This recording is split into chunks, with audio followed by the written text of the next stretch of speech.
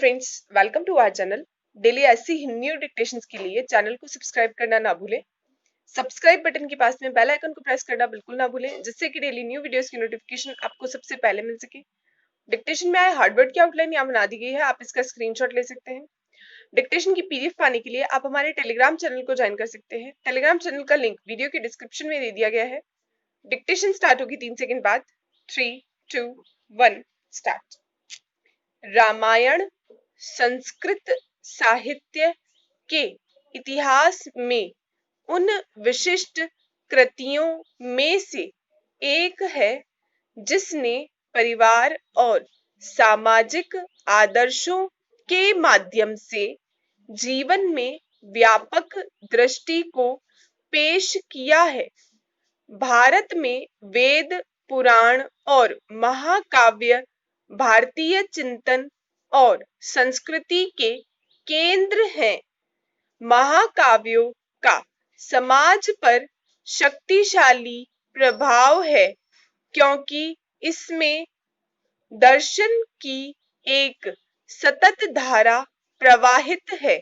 वेदों में विस्तार से मनुष्य की 4 सिद्धियों अर्थ, काम, धर्म और मोक्ष को प्राप्त करके सुख और आनंद प्राप्त करने का प्रयास के बारे में शिक्षा दी गई है। वहीं रामायण में इन सिद्धियों को प्राप्त करने की विधि का वर्णन मिलता है। मानव जीवन का मुख्य उद्देश्य अपने भीतर ईश्वर रूपी आत्मा को जानना है और यही भारतीय सभ्यता का प्रमुख उद्देश्य रहा है। आप रामायण को राम, जिन्हें हम ईश्वर मानते हैं, की स्तुति करने के लिए नहीं पढ़ते, बल्कि हम इसे अपने जीवन को आदर्श बनाने के लिए पढ़ते हैं। पैरा, भारत की पौराणिक कथाएं सदियों से जीवित हैं, क्योंकि इनमें वो पात्र हैं जो जीवन के कुछ आदर्शों के प्रतीक हैं। ऐसे चरित्रों और आदर्शों को इन कहानियों में प्रस्तुत किया गया है ताकि वे व्यक्तियों के व्यक्तित्व के विकास के लिए और सामाजिक व्यवहार के लिए प्रेरित करें। कोई भी व्यक्ति इसके प्रति सचेत हुए बिना नए व्यक्तित्व का निर्माण कर सकता है। इस महाकाव्य से व्युत्पन्न कई उप अर्थ हैं। यह महाकाव्य मनुष्य के लिए मनोवैज्ञानिक विकास की एक प्रक्रिया के और अपने स्वयं के मूल की परिधि से आगे बढ़ने की शिक्षा देता है।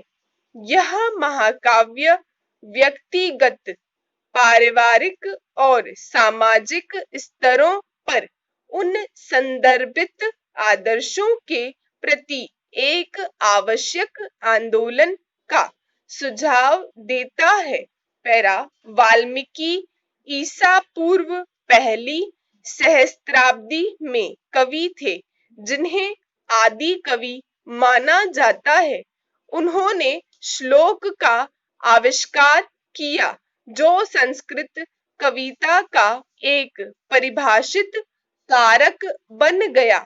गोस्वामी तुलसीदास ने रामायण को रामचरितमानस के रूप में अवधी भाषा में अनुवादित किया है। पैरा, रामायण में महिला पात्रों का एक अध्ययन न केवल उनकी व्यक्तिगत विशेषताओं बल्कि सूक्ष्म विरोधाभासों और उन आदर्शों को उजागर करता है आदिकाल से मानव समाज का हिस्सा रहे हैं।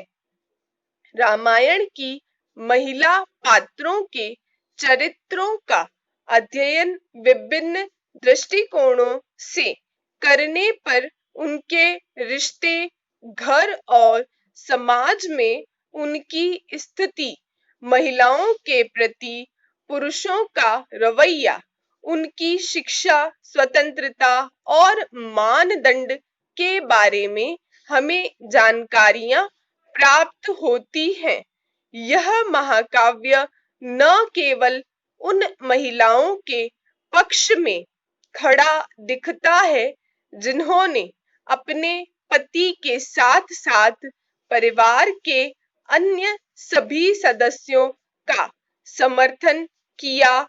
महिला पात्रों के विशिष्ट अध्ययन में ये अक्सर यह देखा गया है कि जिन मूल्यों या आदर्शों नहीं छोड़ा जाना चाहिए, उन्हें बिना सोचे समझे छोड़ दिया जाता है। पैरा, नारी ही वह मुख्य आधार है जिस पर समाज और संस्कृति की अवधारणा टिकी है। रामायण वह महाकाव्य है जिसमें भारतीय संस्कृति निहित है। यह महाकाव्य मानव प्रवृत्ति के पथ के रूप में कठिन से कठिन रास्ते को चित्रित करता है। इस महाकाव्य से समाज के सभी वर्गों से आकर्षित होते हैं। एक तरफ कौशल्या का चरित्र है जिसमें समर्पित पत्नी और उदार मातृत्व है। दूसरी ओर कैकेयी जैसी पत्नी है जिसे अपनी सुंदरता पर गर्व है। इस महाकाव्य में सीता की क्षीणता और क्षत्रियता, सुमित्रा की गुणवत्ता की भावना प्रस्फुटित है।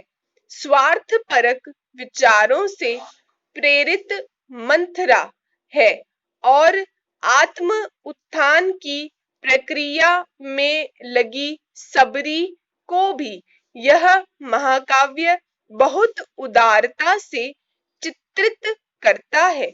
जीवन निर्माण की यह विविधता महाकाव्य की विभिन्न महिला पात्रों के विविध आयाम देती है। स्टॉप, डिक्टेशन समाप्त हुआ। फ्रेंड्स, अगर वीडियो पसंद आया तो प्लीज लाइक, शेयर, सब्सक्राइब करना ना भूलें। Thanks for watching.